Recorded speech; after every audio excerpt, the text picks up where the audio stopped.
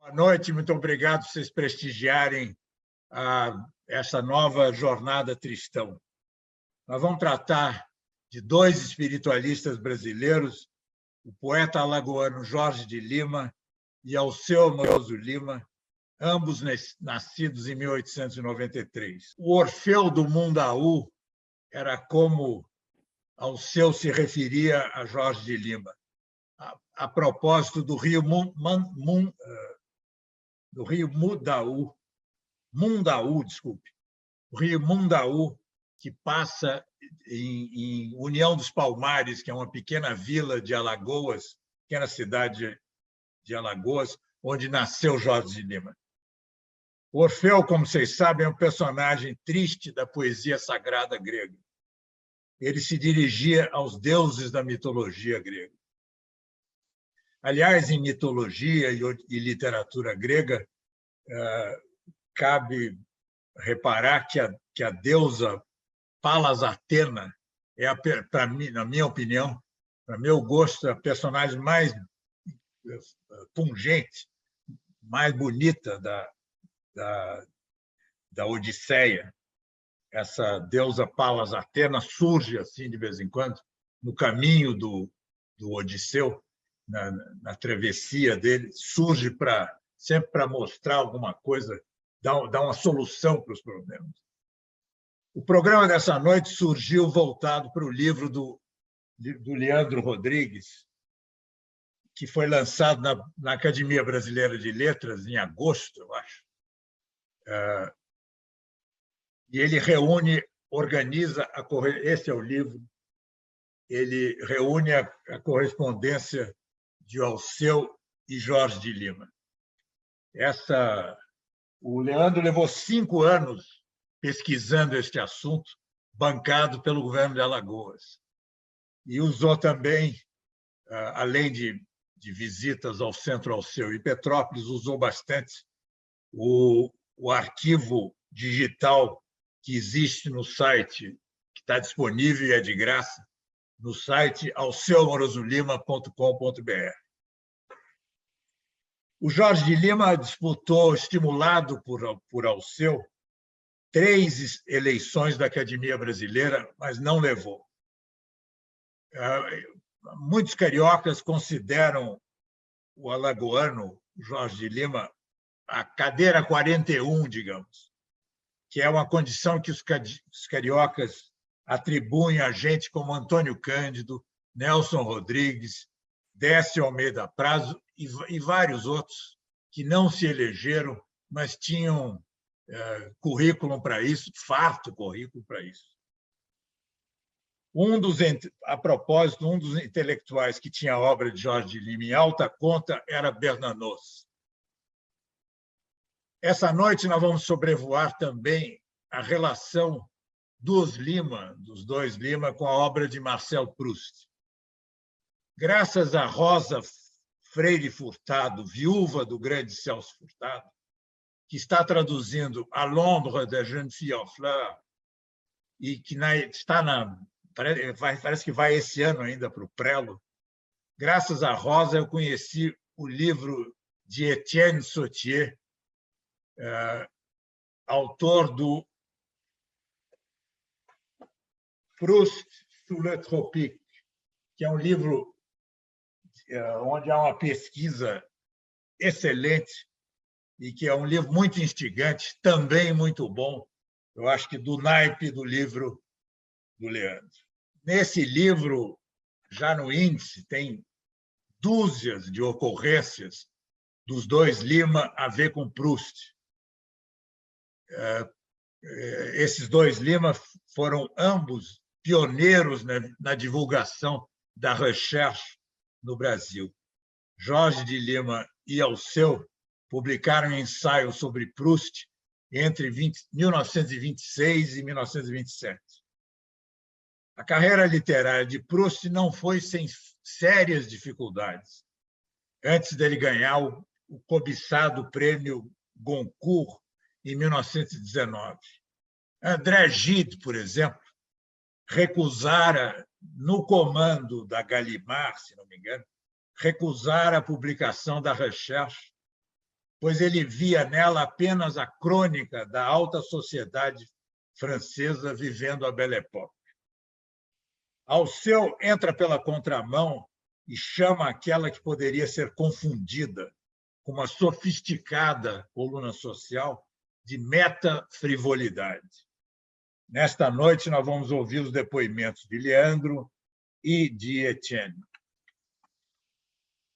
Ouviremos também uma breve reflexão da professora baiana Evelyn Balbino sobre Tempo e Eternidade. É um livro que Jorge Lima coautorou junto com Murilo Mendes, e ambos apresentaram num curso que o Tristão promoveu no Centro Dom Vital nos anos 20, curso de literatura. Uma vez por semana eles se reuniam. Na mesa redonda que vamos ter em seguida,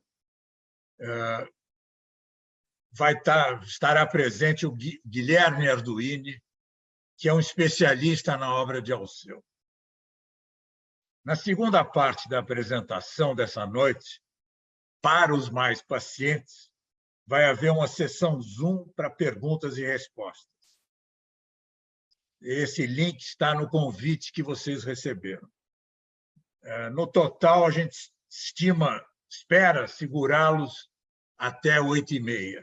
Muito obrigado. Bem, boa noite a todos, a todas, boa noite a todos os participantes virtuais, mas não só os que estão nos assistindo nessa noite, desse novo encontro promovido pelo Instituto Afrânio Ferreira, mas também todos aqueles que vão nos assistir mais à frente, uma vez que essa gravação, essa live, esse encontro fica gravado nas redes do Instituto e também no site Alceu Moroso Lima.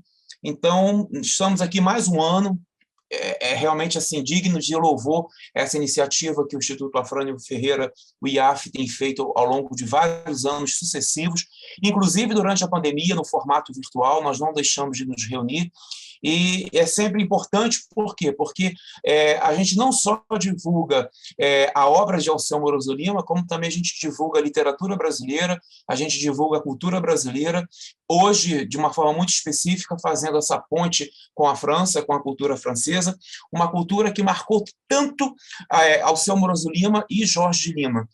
Como o Chiquito falou na introdução, o autor que nós estamos, digamos assim, tentando explorar um pouco nessa jornada do IAF, na jornada Alceu Moroso Lima, é o Jorge Lima. Já falamos em outras edições sobre de Cavalcante, já falamos sobre Drummond, enfim, cada ano, cada edição, a gente sempre tenta, né, atingir, vamos dizer assim, um autor diferente, em diálogo com esse grande brasileiro que foi Tristão de Ataíde, Alceu Moroso Lima. A ideia é exatamente a gente trabalhar com o quê? Trabalhar na perspectiva da literatura comparada, ou seja, a obra de Alceu, o arquivo de Alceu, o legado de Alceu em diálogo comparativo, vamos dizer assim, com outros autores, com outros poetas. Eu acho que a vida de Dr. Alceu foi exatamente uma ideia de literatura comparada, no sentido mais amplo desse termo.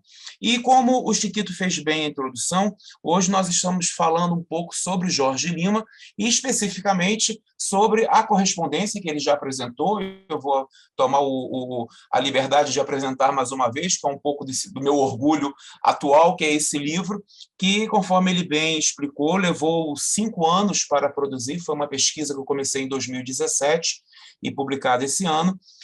A gente sempre fala que o último livro é o mais importante, mas eu acho que de tudo que eu já publiquei na vida, esse livro, de fato, é o mais importante, porque eu consegui, né, nessa pesquisa de 5 anos, não só reunir a correspondência do Dr. Alceu com Jorge Lima, mas também tentar trazer o Jorge Lima, valorizá-lo mais, porque é um autor que aqui no Brasil, especialmente nos cursos de letras, eu acho que ele é subvalorizado, desvalorizado mesmo, esquecido muitas das vezes, e em alguns casos ele é muito mais reconhecido fora do Brasil, principalmente em Portugal, do que propriamente aqui no Brasil. Então, o Jorge Lima, ele conhece o Dr. Alceu muito jovem, na verdade, ambos têm a mesma idade, né, em termos são nascidos em 1893, mas é na década de 20, né, especificamente em 1925, que se dá os primeiros contatos de Jorge Lima com o doutor Alceu. Jorge era um médico novo, recém-formado, tinha montado seu consultório na Rua do Comércio, em Maceió, capital de Alagoas. Ele é natural de União dos Palmares, mas deixa o interior para estudar na Faculdade de Medicina na Bahia, e depois ele vem ao Rio de Janeiro fazer o que hoje seria um doutorado em medicina sanitária. Ele era médico sanitarista, e depois retorna para Maceió, para Alagoas, para poder montar o seu consultório. Então, na década de 20, ele já está no seu consultório, na Rua do Comércio, e é de Maceió que ele tenta entrar em contato com o mundo literário em São Paulo e no Rio de Janeiro. Em São Paulo, a referência dele é Mário de Andrade. A correspondência de Jorge Lima com Mário de Andrade é muito extensa e muito interessante. É um projeto que, lá para um futuro, daqui a alguns anos, eu tinha vontade de organizar. E no Rio de Janeiro, que na época era a capital do Brasil, a grande referência dele é Alceu Moroso Lima, que já estava na crítica literária desde 1919. Então, naquele momento, entrar em contato, estabelecer um contato epistolar, carta, com Alceu Moroso Lima, era uma forma que os escritores, que eles se auto-intitulavam escritores da província, tinham de entrar o quê? Em contato com o mundo literário da época, uma vez que Alceu era o nosso principal crítico literário. Alceu viu em Jorge Lima não apenas um poeta do Nordeste, um poeta regional, mas um poeta católico. É interessante isso, porque logo de cara, logo de início, Alceu percebe que Jorge Lima é um poeta católico, mas é um poeta que explora esse universo religioso nordestino do interior do Nordeste e, principalmente, aquele extrato de um catolicismo popular que é tão comum no Nordeste. E esse catolicismo popular, né, muito misturado, muito híbrido, inclusive com outras práticas de fé, por exemplo, a questão do candomblé, que no interior de Alagoas é muito forte. Então, Jorge Lima ele explora em alguns poemas alguns elementos ligados a essa mística da cultura negra candomblecista, especialmente naquele momento era muito associado o universo negro ao universo candomblecista do interior, uma vez que o candomblé era muito praticado e vivido por descendentes, né, de antigos povos escravizados aqui no Brasil, e ele vai fazendo essa simbiose, esse hibridismo em alguns poemas, não em todos, mas em alguns poemas, desse elemento da cultura negra, religiosa, candomblecista, com a cultura católica. Então, o Alceu já começa a perceber que ele é um poeta católico, mas não é, eu vou usar um termo, assim, uma expressão, não é um poeta católico chato, muito pelo contrário, não é um poeta católico piegas, não é um poeta católico, digamos assim, fanático pelo catolicismo, pela religião católica, não. Mas era um poeta católico que estava em diálogo com outras práticas religiosas no seu interior, especialmente no interior de Alagoas. Algumas entidades, inclusive, ligadas à cultura indígena, inclusive. Ora, é nesse sentido que Alceu percebe um diferencial em Jorge Lima, que não era aquele poeta religioso piegas, muito pelo contrário, mas era um poeta religioso, digamos assim, mais aberto. E, além do que, em 1929, Jorge Lima publicou o seu livro Dois Ensaios. Esse livro, Dois Ensaios, que, até onde eu sei, é a entrada de Marcel Proust de forma oficial, vamos dizer assim, nos estudos literários aqui do Brasil.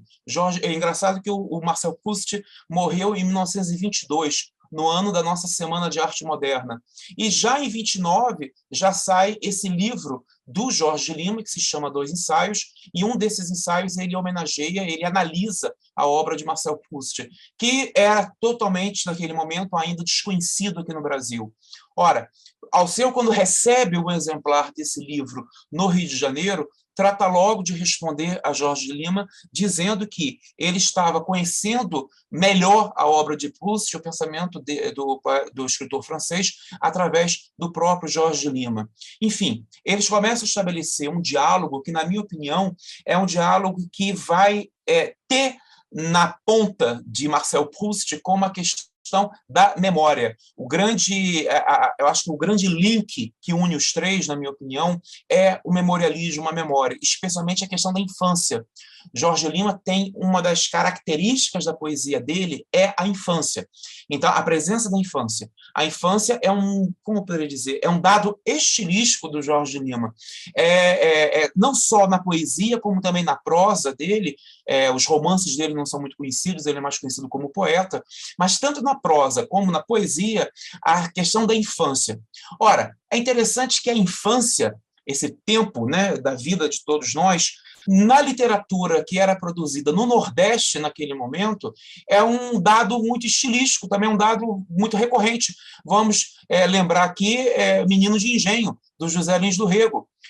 E o próprio José Lins do Rego, que era amigo pessoal do Jorge Lima, nas cartas entre o José Lins do Rego e o Jorge Lima, que não são cartas que foram publicadas ainda, estão inéditas, o Jorge Lima analisa a questão da infância dele nos antigos engenhos no estado da Paraíba e todo o impacto que a infância ainda tem na vida adulta dele.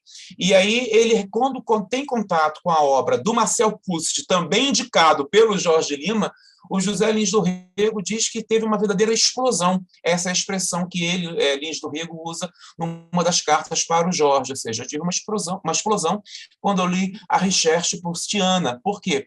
Porque eu vi na infância, as palavras do próprio José Lins do Rego, eu vi na infância o período mais decisivo da minha vida. E não é à toa que a obra talvez mais conhecida, a obra-prima do José Lins do Rego, é justamente Menino de Engenho.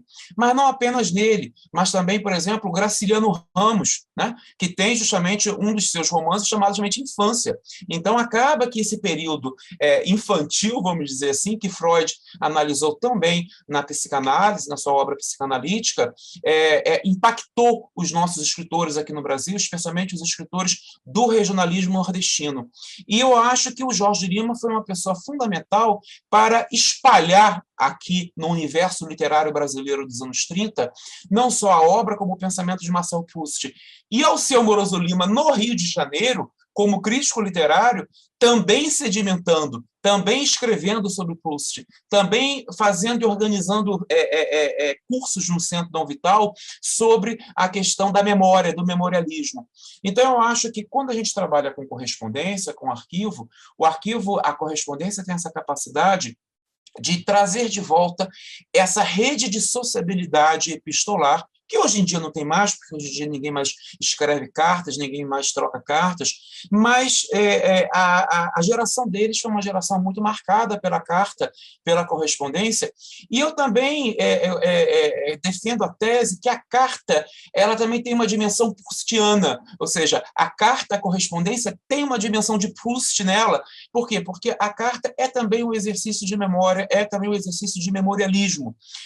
A carta como um documento individual e a correspondência como a reunião desses documentos, a reunião não só dos documentos, carta, bilhete, telegrama, vamos dizer assim, mas também a correspondência que envolve o quê?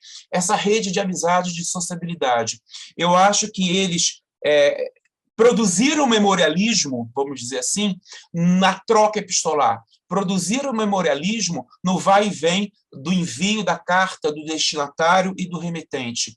E aqui no Brasil houve, de fato, uma entrada da obra de Marcel Proust, na minha opinião, através de Alceu e de Jorge Lima, especialmente do Jorge Lima, conforme o livro do professor Etienne, que daqui a pouco vai estar nos brindando com a sua fala, o livro Proust sur le tropique, que mostra, na minha opinião, ele consegue fazer esse mapeamento muito grande. Ora, esse livro de Jorge Lima com Alceu Moroso Lima, eu acho que é uma correspondência que vai ajudar a repensar muito a literatura brasileira, mas vai repensar muito a literatura brasileira a partir da poesia nordestina, porque até então a gente sempre trabalhou muito o regionalismo nordestino na perspectiva do romance, da prosa, e nós ainda não tínhamos um grande representante dessa poesia de 30, tanto que nos manuais de literatura brasileira, dos manuais de história da literatura brasileira, sempre que se fala em regionalismo, sempre se pensou o regionalismo na perspectiva do romance, da prosa. Muito pouco ou quase nada se falou do regionalismo nordestino de 30 na perspectiva da poesia, do poema e do poeta. Então, eu acho que o Jorge chega nessa troca de cartas com o doutor Alceu, que também é uma troca de cartas que vai ajudar a pensar um pouco do rumo do pensamento brasileiro dos anos 20 e 30. E claro que em 1935 o Jorge Lima se muda para o Rio de Janeiro, ele deixa Maceió, deixa Alagoas, mas foi uma das coisas mais estranhas que eu vi na minha vida de pesquisador. Por quê?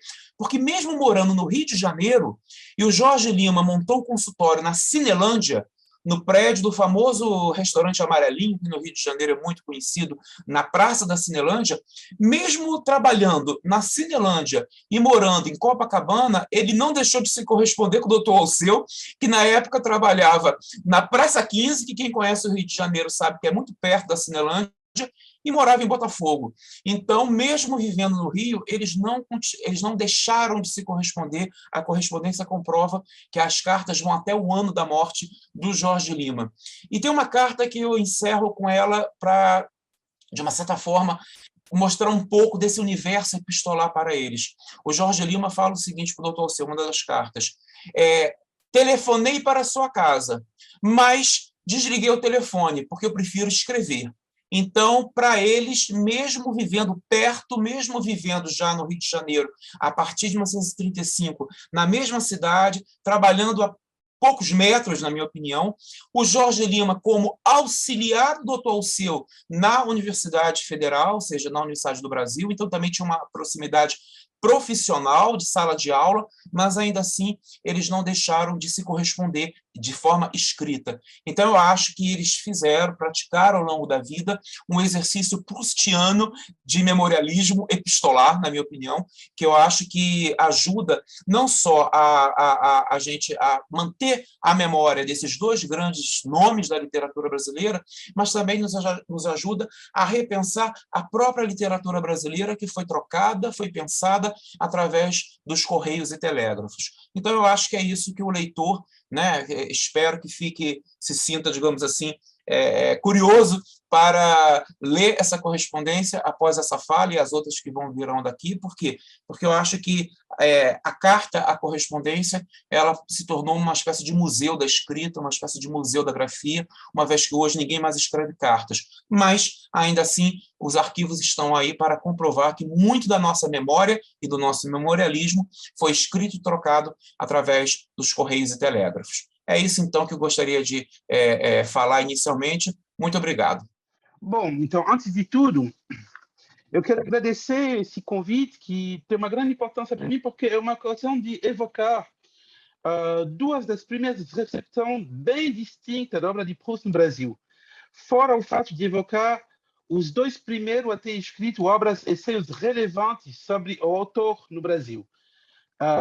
Um deles, o Alceu Amoroso Lima, é típico de uma certa recepção carioca por uma pessoa da elite carioca que passou um tempo em Paris antes da Primeira Guerra Mundial, inclusive. O outro, Jorge de Lima, é o iniciador de uma certa recepção nordestina e regionalista da obra de Proust, como a gente vai ver depois. Eu vou tentar observar essas duas recepções nas suas histórias e nas suas divergências. Primeiro, o que é importante saber quando se fala do Alceu Amoroso Lima antes dos anos 20, é que é uma pessoa totalmente diferente do Alceu Amoroso Lima que a gente conhece a partir de 28 e já nos anos 20. O Alceu Amoroso Lima, nesse momento, é um jovem da elite do Rio de Janeiro que nasceu em 1893, faz a primeira viagem em Paris em 1900 pela Exposição Universal, e em 1913 já está realizando a sua terceira estação, a sua terceira visita em Paris, o que, para um brasileiro da época, não deixa de ser bastante raro. Realmente é reservado a uma certa elite brasileira. No campo religioso, nesse momento, o Alceu Amoroso Lima é influenciado, em particular, pelo ateísmo do Silvio Romero, que foi o professor dele, e pelo evolucionismo naturalista de Herbert Spencer. Então, a gente vê que é um Alceu Amoroso Lima totalmente diferente do José Amorós Lima que a gente conhece a partir do final dos anos 20. No campo da literatura, ele tem influência muito importante com o Machado de Assis, com Eusébio Queiroz e com Anatole France. A gente vê aqui que tem um autor brasileiro, um autor português e um autor francês. Mesmo se na concepção que ele pode ter do Brasil e da formação do Brasil, também tem influência bem importante de Joaquim Nabuco e de Euclides da Cunha. Ele frequenta salão literário já no Rio antes de 1913, e em particular o salão de João Carneiro de Sousa Bandeira, que é o tio de Manuel Bandeira. Ele tem a particularidade com os primos, em particular o Cipriano Maroso Costa, que eu vou evocar depois, de ter gostos artísticos que não são tão comuns no Rio, são gostos de vanguarda. Eles gostam da música, no campo da música, por exemplo, eles estão fanáticos pelo Wagner, eles estão fanáticos pelo Debussy, acham a ópera italiana muito fácil. Então, realmente, são gostos que tem muito a ver com uma certa elite e uma certa vanguarda europeia já na época. Quando ele viaja em Paris, ele segue aulas de direito em relação com a formação que ele fez no Brasil. Ele segue as aulas de filosofia de Bergson no Collège de France, mas ele também tem uma vida social importante, em particular com brasileiros e latino-americanos em Paris. Seja um dos amigos dele, o Eduardo Álvaro de Azevedo Macedo, que leva ele para a reunião da Action Française. A gente vai ver que isso tem uma certa importância. Depois da Action Française, um corrente político muito conservador, monarquista e católico na França da segunda parte do século XIX, no início do século XX. Inclusive, durante o finalzinho do século XIX, foram a Ação Francesa, que foi a principal lugar dos antidrafusistas. Então, é uma cultura que tem uma certa orientação já de direita, já muito conservadora. E, frente a isso, durante essas reuniões da Action Française, ele escuta conferência de uma pessoa que é muito importante nessa Action Française, que é o Léon Daudet, filho de Alphonse Daudet, escritor francês, e irmão do Lucien Daudet, o que tem uma certa importância porque o Lucien Daudet foi um amigo muito próximo do Proust. O Léon Daudet, quando o José Amorós Lima mora em Paris, em 1913, já é amigo do Marcel Proust e faz conferências sobre Marcel Proust no momento em que a obra dele é publicada em Paris, do côté de chez Swann. E parece que o José Amorós Lima ouve falar pela primeira vez da obra de Proust nesse momento. Ok, então a gente vê aqui um artigo que o José Amorós Lima publicou no 9 de julho de 71 sobre esse ano em Paris, quando ele ouviu falar pela primeira vez de Proust, em conferência de Léon Daudet, e em artigo que ele fala de Léon Daudet talvez, mas que, na verdade, quando eu fui pesquisar, eu acho que ele fez uma troca entre um artigo de Lucien Daudet, que aparece no Figaro, e o artigo de Léon Daudet, seja L. Daudet, então um dos dois, bom, de fato, mas se vê logo que ele conheceu Proust nesse momento e terminou não lendo durante o tempo que ele passou em Paris, no início na declaração da Primeira Guerra Mundial, ele sai e volta para o Brasil. E durante a guerra, o primo dele, Cipriano Amoroso Costa, lhe recomenda a leitura da obra de Proust, e é lá que ele termina lendo a obra de Proust. O que é interessante nisso, essa recepção de Proust que tem o José Amorós Lima é totalmente colorida pelo momento conservador na França, que na leitura que ele tem da obra de Proust já aparece também nesse momento. Quando ele escreve para Jackson de Figueiredo, ele fala de vários autores franceses que representam um momento conservador e contra-revolucionário, entre ele o Proust. Acaso você já leu a obra de Marcel Proust, de Paul Morand, de Jean Giraudoux, de Tristan de Rennes, limite também a assistência de escritor, um dos quais já morto como Proust, que pertence à extrema-direita, intimamente ligado, se não filiado à Action Française. O que é interessante é que na obra de Proust não tem referência à Action Française. A verdade é que essa percepção que o José Amorós Lima teve por Proust foi orientada pelo contexto de descoberta da obra de Proust. Essa percepção que ele tem de Proust é uma percepção de autor de direito que não deixa de ser o Proust, mas não é tão de direita assim, não é ligada à Action Française, menos por amizades. Em 1926, tem no Rio de Janeiro uma conferência de um comparatista literário francês, se chama Paul Morand, da obra de Proust, e logo anima vários críticos brasileiros a falar de Proust. Em 1927, assim, tem uma conferência de Alceu Moroso Lima que fala da música em Proust e Stendhal. O que é interessante nessa conferência é que o trabalho é muito apoiado num trabalho de Jacques-Benoît Méchain, que foi publicado 6 meses antes em Paris, o que mostra, finalmente, um Rio que uma certa elite carioca que se pôs em ligação com o que está acontecendo na Europa, do ponto de vista literário. Em 1928, Alceu Moroso Lima dá uma segunda conferência sobre Proust, que vai dar um dos esseis, da segunda série dos esseis de Alceu Moroso Lima.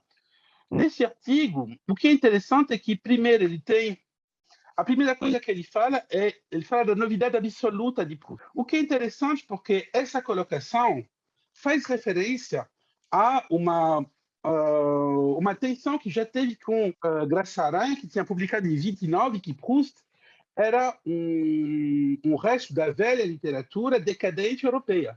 Então, a diferença é total entre as duas percepções. A gente vê também que o Alceu Moroso Lima refere à frase de François de Mauriac, que fala que não tem Deus em Proust, que mostra a ausência total de Deus em Proust e que compara Proust, nesse sentido, a Paul Claudel, para mostrar que Paul Claudel é um autor católico e que Proust, apesar de ser um autor que corresponde a um certo conservatismo, que pode ser ligado ao catolicismo francês, é um autor que tem uma ausência absoluta de Deus na obra. O que é interessante nessa conferência é que a gente vê, de um outro lado, que tem uma vontade de legitimidade, de construir uma legitimidade através dessa conferência, e que essa legitimidade é até internacional.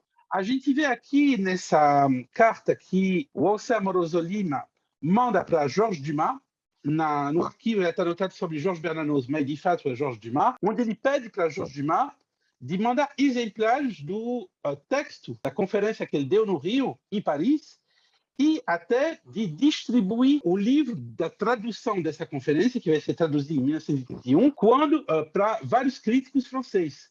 Seja Valéry Larbaud, a gente vê aqui no final, Valéry Larbaud, que é um dos tradutores de Joyce, na França, Eduardo de Azevedo Macedo, que é um amigo dele, mas também Abel Bonnard, que é um dos muitos importantes críticos na França na época, e para Paul Lazar também, esse crítico comparatista que já tinha passado no Rio em 1926.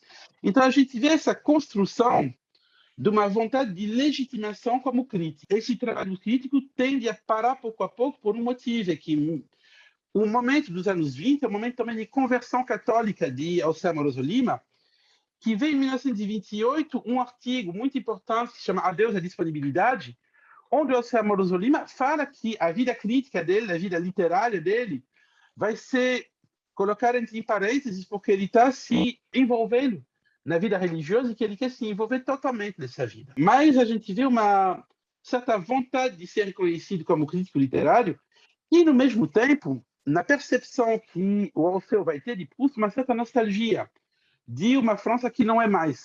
O que é bem interessante é que cada vez que ele evoca o período que ele passou em Paris em 1913, ele logo reúne nessa evocação a evocação de um Proust que ele podia ter encontrado no Ritz, onde o Alceu Moroso Lima se encontrava com o Temístocles e da Graça Aranha, e o José Pereira da Graça Aranha. Essa ligação é feita entre Proust e o tempo que ele passou na Europa antes da guerra, que para ele é um momento que passou de uma sociedade que não existe mais. Do outro lado, vamos ver o Jorge de Lima. A recepção do Jorge de Lima é totalmente diferente da recepção do Alceu Moroso Lima. O Jorge de Lima recebe a obra de Proust por um elemento que até pode ser a ele mesmo o romance. O Jorge de Lima, nos anos 20, ele começa a carreira de médico em Maceió. A partir de 1924, inclusive, ele vira o médico principal da base Latécoère da cidade. A base Latécoère é a aviação postal francesa, que abre uma base em Maceió em 1924, onde o Jorge de Lima vai virar um dos médicos. É coisa importante para o que vai chegar depois. Alguns anos antes, de 24, morou no Rio um dos últimos secretários de Marcel Proust, a saber, o Henri Rocha. Henri Rocha é evocado por um crítico brasileiro que se chama Tadeu Rocha, que estudou essa estadia de um dos últimos secretários de Proust no Rio. E, do outro lado, esse livro que foi publicado há pouco tempo na Gallimard, as letras de Marcel Proust com Horace Finali, tem toda uma parte onde Horace Finali e Marcel Proust, Horace Finali, que é um dos diretores principais do Banco de Paris e dos Países Baixos na França, e o Marcel Proust, que é um amigo dele, falam para poder achar uma vaga para esse secretário de Proust e afastar ele o mais possível do Proust. Então, em 1922, tem esse secretário que mora no Recife, trabalha num banco francês e que vive de uma mesada, de um dinheiro que é mandado de Paris para ele, a mais do salário dele. Ele termina vivendo totalmente fora das condições dele e termina deixando o Recife, abandonando a pensão onde ele morava, deixando até a mala. Na mala onde tem volumes originais do Proust, foto de Marcel Proust e de Henri Rochard, e dedicatória de Proust. Essa mala termina sendo abandonada e algum tempo depois, o Jorge de Lima recebe um dos livros assinados pelo Proust, du côté de chez Swann, que um aviador dá para ele, falando que é um livro muito chato. O Jorge de Lima termina gostando desse livro e comandando os livros seguintes da recherche, que ainda não é completa na época onde o Jorge de Lima se interessa nela. E, pouco a pouco, a gente vê logo chegar a intertextualidade na obra de Jorge de Lima. Nesse poema de 1925, de Jorge de Lima, O Mundo do Menino Impossível, a gente tem uma perspectiva totalmente regionalista. A gente vê que a criança destrói todos os brinquedos que ofereceu o avô, brinquedos que vêm do mundo inteiro, que o espaço carioca e o espaço paulista são totalmente ausentes aqui, mas o que é interessante é que ele vai procurar brinquedo do lugar, seja sabugos de milho, seja caixa vazia, seja tacos de pau, pedrinha de Brancas do Rio. Ele vai procurar brinquedo do lugar onde ele está, quebrando todos os brinquedos recebidos do exterior. Mas o que a gente vê é que está cheio de intertextualidade proustiana. A gente vê, por exemplo, Fim da tarde, Boquinha da noite, totalmente referente ao final do dia em Combray. O fato de esperar da criança ir dormir e a presença da mãe negra à noite. Aqui tem a mãe negra à noite. No romance de Proust, o Proust espera o beijo da mãe. Mas aqui, de qualquer maneira, tem essa presença.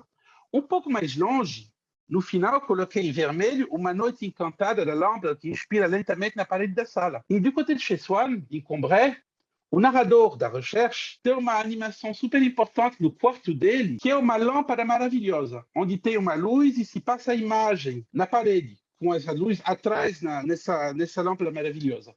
Aqui é uma lâmpada que simplesmente apaga, suspira na parede, mas é uma transposição nordestina disso. E a gente vê no final essa imagem que foi um clichê crítico muito importante sobre Proust, que é o mundo que o menino construiu, que o menino impossível povoou sozinho. O mundo que ele construiu do quarto escrevendo. Então a gente vê aqui que já tem essa intertextualidade completa. Do mesmo jeito, em 1929, o Tadeu Rocha fala, inclusive, que isso é por conta de uma certa armação entre José Lins do Rego e Jorge de Lima. José Lins do Rego faz parte da banca de atribuição de uma vaga no Liceu Alagoano. Ele sabe muito bem que o Jorge de Lima conhece a obra de Proust. E ele escolhe o assunto sobre Proust para facilitar a candidatura do Jorge de Lima. E, de fato, outros candidatos, quando vê o tema Proust, eles abandonam. O que é interessante nisso é que a gente vê que um dos primeiros a escrever um ensaio sobre Proust no Brasil é o Jorge de Lima, e a gente vai ver que tem uma perspectiva totalmente regionalista também. O colega, logo antes, falava do catolicismo muito forte, o catolicismo popular que se acha em Jorge de Lima e na poesia de Jorge de Lima. A gente vê isso do mesmo jeito aqui. Ora, o que era mais Proust, em Proust, não há dúvida, era a sua meninice. Foi a rememoração dessa meninice que Homem Feito lhe proporcionou mais frequentemente as delícias da memória consciente, e mais do que isso, os encontros tão vivos com o homem extratemporal criação dele.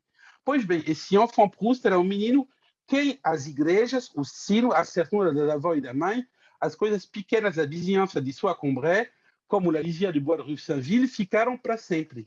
Aquele menino é este. C'était le clocher de Saint-Hilaire qui donnait à toutes les occupations, à toutes les heures, à tous les points de vue de la ville, leur figure, leur couronnement, leur consécration.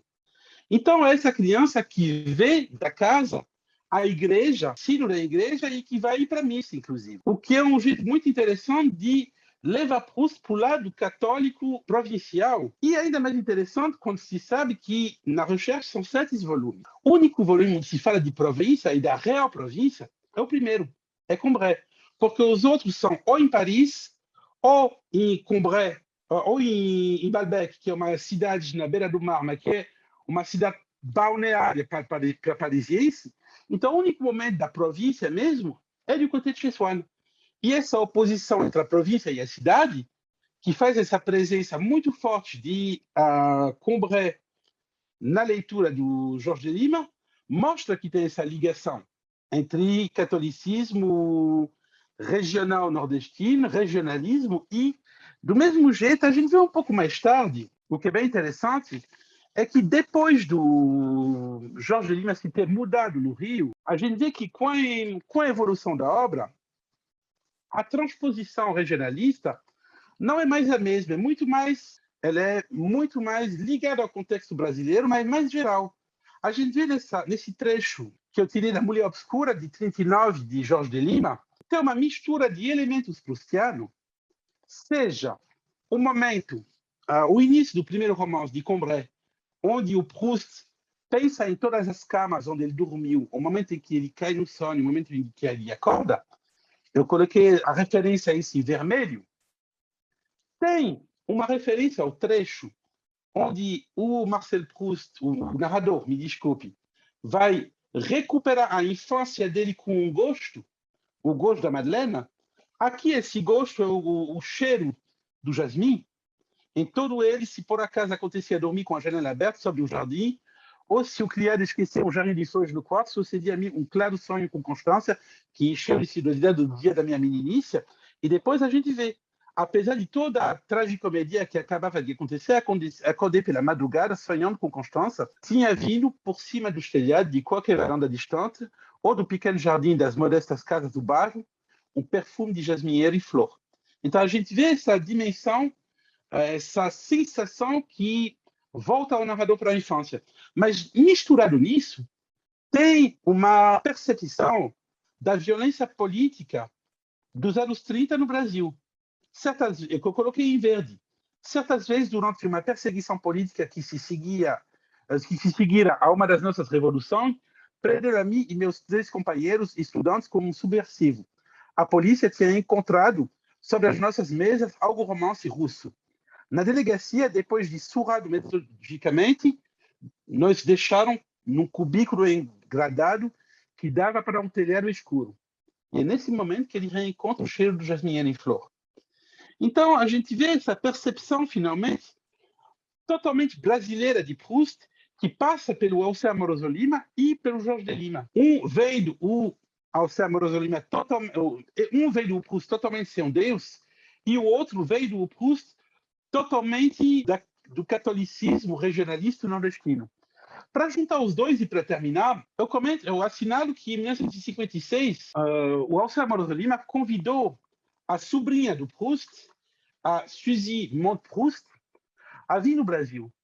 O que ela fez, eles se conheceram e ele até foi lá na casa dela no Rio, em Paris, em 1954, se não me engano, e ela convidou a Suzy Monte-Proust no Rio.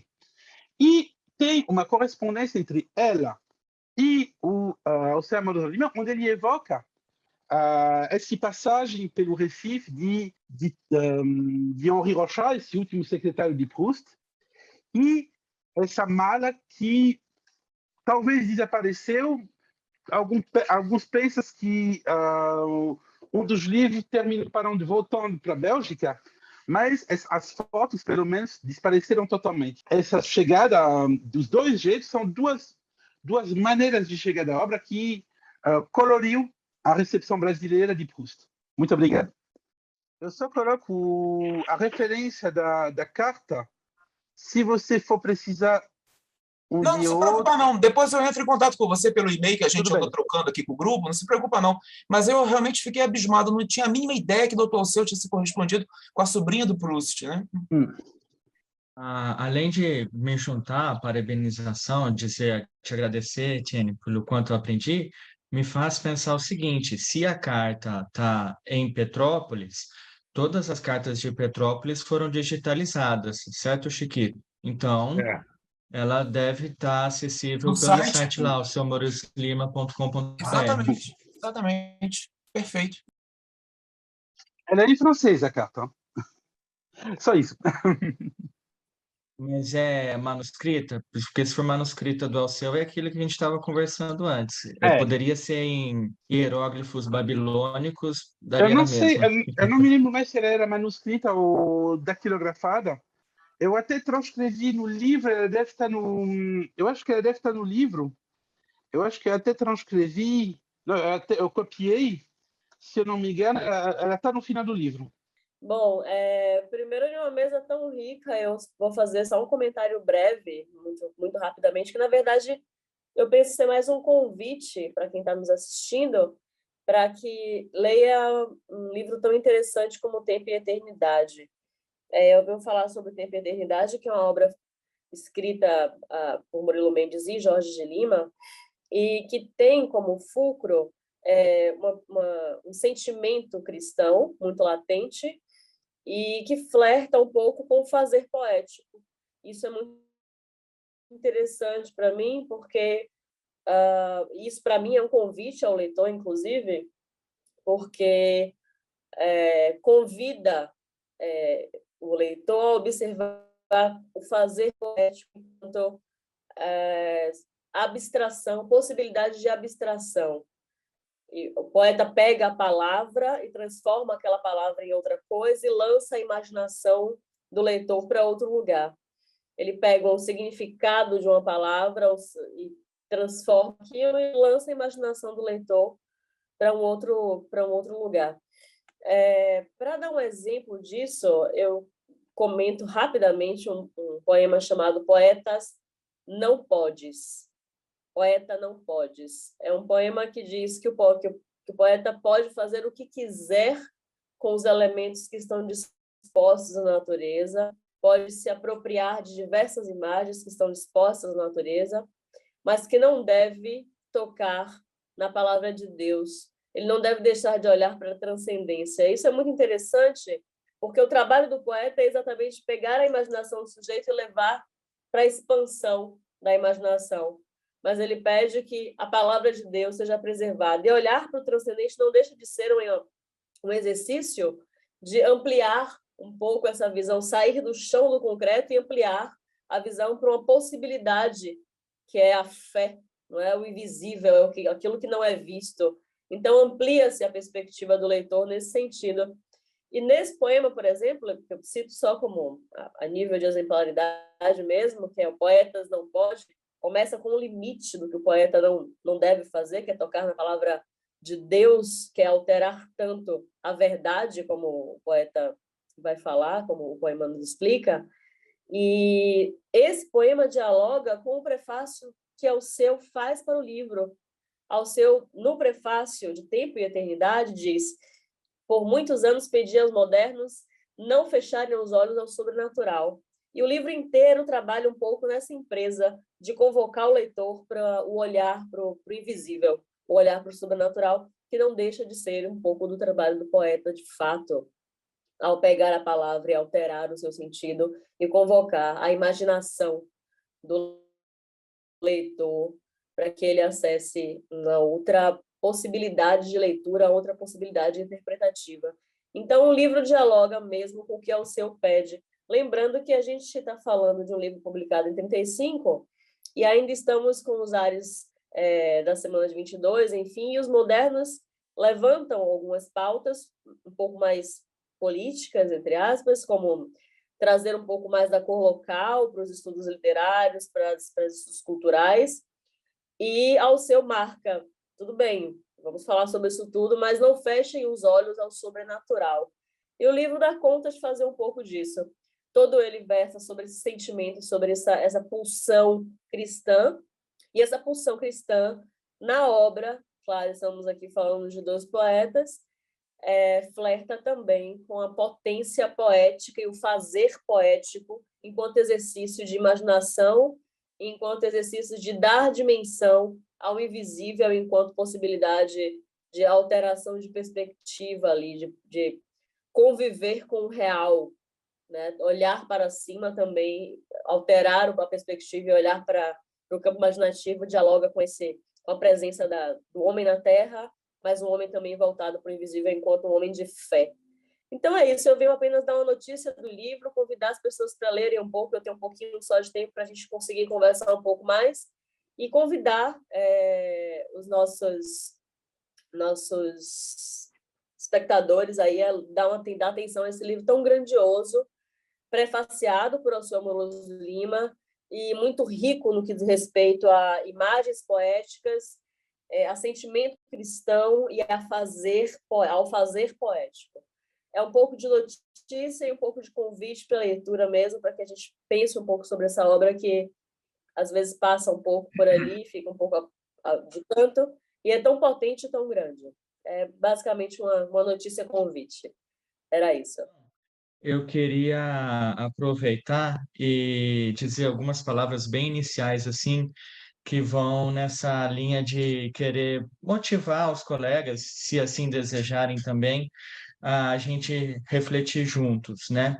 Então, em primeiro lugar, queria lembrar que isso é uma inovação da própria jornada. Quer dizer, a gente tem uma banda que toca há algum tempo juntos e é uma banda bem afinada. Nós já tivemos outros instrumentistas virtuosos aqui.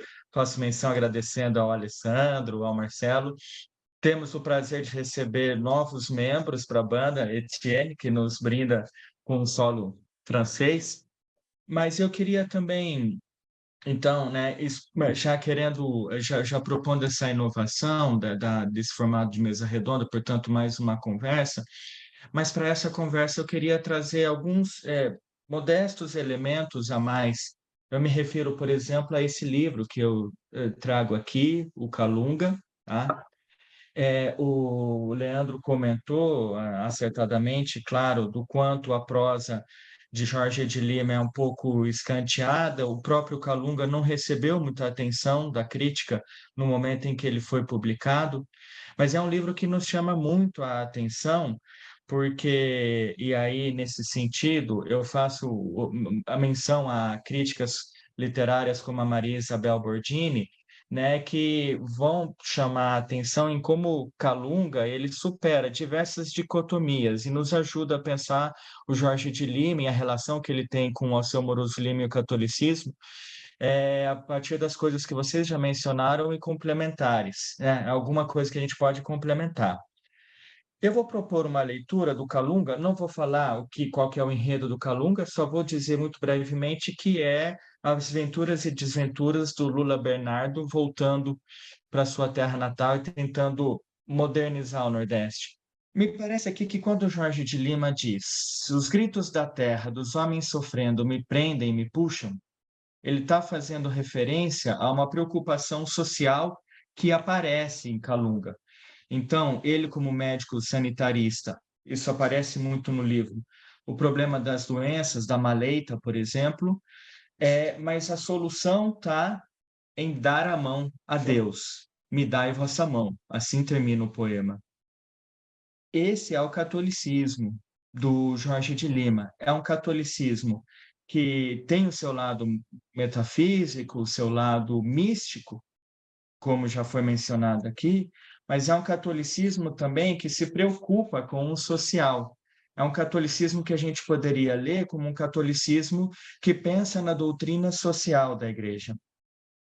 Então, nesse sentido, eu vejo o Jorge de Lima, naturalmente, como eu disse, me amparando um pouco na crítica literária, como alguém que tem uma visão conservadora do social, mas que é preocupada com as questões sociais. E, nesse sentido, aí pensando com o Fernando Pinheiro, eu vejo ele um pouco católico, então ele é uma conversão resultante do movimento católico dos anos 20 até anos 40, do Alceu Moroso Lima, mas é um catolicismo um pouco diferente do Alceu, porque é um catolicismo do Alceu que é muito voltado para o político, né? Ele pressupõe uma dimensão política.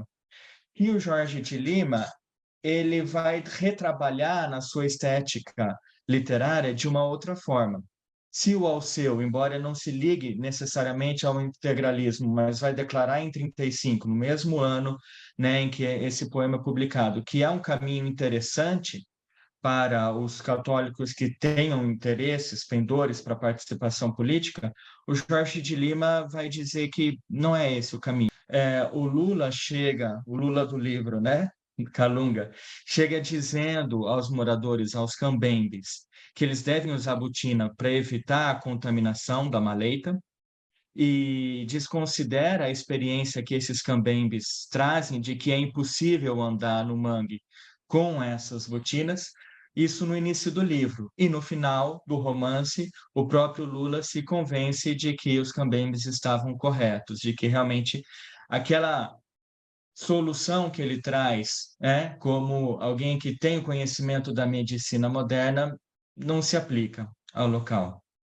Então, vejam aí como a gente tem, né, uma preocupação que é social, mas que, ao mesmo tempo, quando a gente vê entre o romance e a poesia, não quer desprezar essa cultura local. Essa cultura local que é extremamente religiosa. E a gente tem aí uma outra figura que é fundamental no livro, no romance Calunga, que é a figura do santo. É uma outra ambiguidade. A gente pode fazer uma leitura do Calunga entre Lula Bernardo, Totó Canindé e o santo, que é uma figura que lembra um pouco Antônio Conselheiro no seu milenarismo. A gente está falando de Alagoas, né? Mas é alguém que o Lula detesta, porque, inclusive, compromete, sabota o projeto de modernização, mas para quem o Lula perde, inclusive perde a confiança da população, tem comprometido o seu trabalho lá na criação dos carneiros, porque ele não tem mão de obra, porque a mão de obra que trabalhava para o Lula vai seguir a figura do santo. Então, assim, ele, Jorge de Lima, como autor, ele demonstra como essa força da religiosidade popular, e aí, nesse sentido, a gente pode fazer uma outra crítica, eu vou chegar lá, uma outra separação, melhor dizendo, do Jorge de Lima em relação ao Alceu Moroso Lima, o grupo do Centro Dom Vital. Porque se em Calunga o Jorge de Lima monta uma história que demonstra a força dessa catolicidade popular, a gente pode comparar com escritos na ordem, em outras publicações do Centro Dom Vital, que faz a crítica desse catolicismo popular, que diz que esse catolicismo tem que ser superado. Eu queria ouvir, então, de Etienne, em primeiro lugar, se você tiver interesse, em falar sobre a mudança na visão do Proust na própria França, e se há reflexo no Brasil. Eu falo dos anos 60. Como é que nos anos 60 um autor que era identificado com a direita passa a ver como um crítico dessa frivolidade burguesa? E como é que isso muda no Brasil, e se isso tem aspectos que implicam também, porque é uma mudança na visão católica desse período, né? E para o Leandro, também eu queria que você comentasse se você considera possível pensar numa leitura do romance Calunga como uma superação da dicotomia que a crítica literária brasileira fez durante um tempo entre o romance social / regionalista e o romance psicológico, como o Calunga é os dois ao mesmo tempo. Simplifiquei um pouco, peço desculpas pelo tempo aí, mas paro por aqui. Obrigado aos dois, a todo mundo envolvido, ao IAAF pela proposta, enfim, é isso.